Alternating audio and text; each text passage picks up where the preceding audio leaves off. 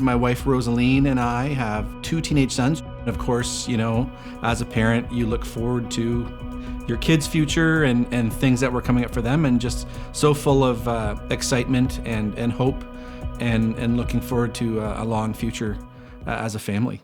So 2019, I realized it was time that I go see my family doctor because I had been having some symptoms, digestive issues and whatnot. And at the time I was thinking, geez, maybe these early signs of colitis or irritable bowel syndrome or something like that.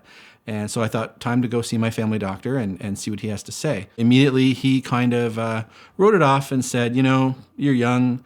I think what you've probably got here is a case of just food sensitivities. And from there, I went about my life for another 2 years. As those 2 years wore on, the symptoms kind of got worse, and I noticed they didn't always correlate with foods that I ate. And so I started to feel like there's probably something more going on here. At age 48, I contacted my family doctor and went to see him and told him what was going on, and he said, okay, yep, definitely time to send you for a colonoscopy. It was actually the Friday of Father's Day weekend, 2021. And I went in for the colonoscopy, and again, not thinking that there was going to be anything seriously wrong. When I came out of the colonoscopy and was awake, and the doctor came over and he put his hand on my shoulder, that's when he broke the news to me, and he said that, Steve, unfortunately, I found a tumor, and it was quite large. It was so large, in fact, that I couldn't even finish the colonoscopy because I couldn't get the scope past it. He said, I've taken biopsies, but I'm positive that it's a large cancerous tumor. Obviously, when you get that initial news, everyone's hoping and praying for the best, that there's been no spread, nothing, and that's what you're hoping for, and you're hanging on that hope. The news we got was that it had broken through the colon wall, it had spread to the lymph nodes, and it had spread up to my liver where there were 23 additional tumors. And so I had to sit my kids down and tell them all that, along with the prognosis that there was an 80% chance I'd be dead in 3 years or less.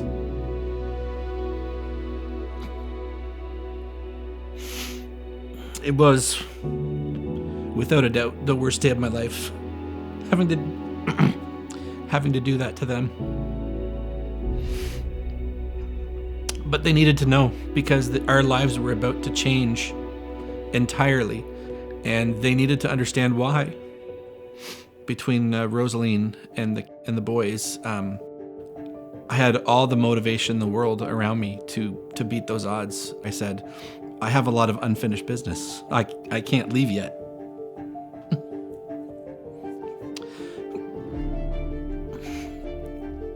I said, these boys still need me. I'm not done. I have an obligation. I can't give up. I can't say that, oh well, 80%, yeah, I'm like, no. I signed up, I'm their father. I have to be here. So I have to be in that 20%. It wasn't even almost really a choice. I just knew I had to do it, whatever it took. When it came to seeing my oncologist for the first time, to begin treatment, one of the first questions he asked me was, these are the options, what do you want to do? And I said to him, you're gonna give me the harshest shit that you think I can possibly tolerate. And we're gonna push it to the limit, and that's what we're gonna do. And when I said that, my oncologist looked at me with a big smile and said, all right, let's do it. I like to joke that for me, the hardest part about going on panitumumab was learning how to pronounce panitumumab. So I was on Fulfari along with the panitumumab, and I did 21 rounds of that over the last year and a half or so. And, the only way I can describe it is just, it's rough. It's really rough. Every part of your body is just hurting really bad and reacting. And so it's a very tough go. My oncologist, where I was getting my systemic treatment, early on said to me that I might be a good candidate for this clinical trial, which is run out of Sunnybrook Hospital in Toronto. And so he referred me to them. It's a hepatic artery infusion pump that's surgically implanted in my abdomen. And then a catheter runs across to my liver. And that pump basically delivers a chemotherapy cocktail, different than the one that I get on systemic. and directly into my liver. So it's quite a cocktail of pharmaceuticals that you're on, but you're really punching back at the cancer hard, and that's what I said I wanted to do from the beginning. So after 21 rounds of chemo, and I think it's 7 rounds of the pump chemo, they decided in September to give me a bit of a break, just to see what happens. And the reason we decided that is that from the 23 lesions that were on my liver at the beginning, as of September, I was down to only 5 left, which is just remarkable. It's amazing. Last week was a very, very big week for our family. So on Monday, I was booked at Sunnybrook to go in for CT scan and MRI and blood work. And that was the first time we were going through scans since I had paused treatment 3 months earlier. So, going in for those scans, obviously emotions were high. It was very, a little nerve-wracking and emotional. Then, of course, you get through the scans and it's a waiting game, and that's excruciating because there's nothing you can do. We are waiting for this call, and we know it's going to come any moment. And my phone starts ringing. I look and I can see that it's Christina, my nurse practitioner from Sunnybrook. She's been my primary caregiver throughout the pump program. She is, one of my many cheerleaders cheering me on throughout treatment. And you're looking at this ring and you're excited to answer it, but at the same time, you're scared to answer it, depending on what the news is going to be, right? I answered that call and said hello, and right away she told me the news that it was the good news we were all hoping for.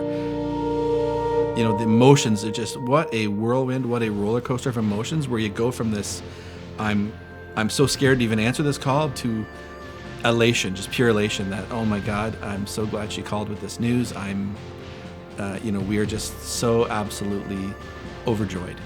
We did it. We are currently sitting in a no evidence of disease status 18 months after this whole nightmare began.